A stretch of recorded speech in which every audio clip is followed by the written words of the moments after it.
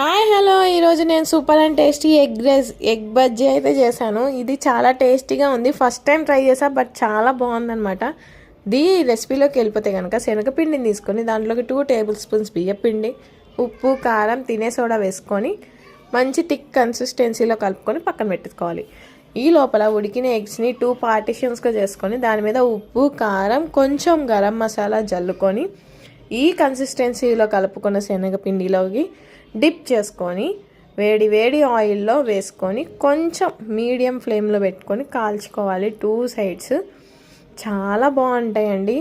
Evening time స్నాక్స్కి వర్షం పడేటప్పుడు try చేయండి ఖచ్చితంగా. మిస్ అయితే అస్సలు చేయొద్దు.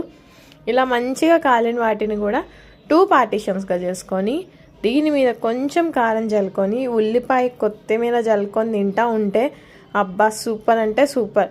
ఈరోజే ట్రై చేసేయండి. వీడియో నచ్చితే సబ్స్క్రైబ్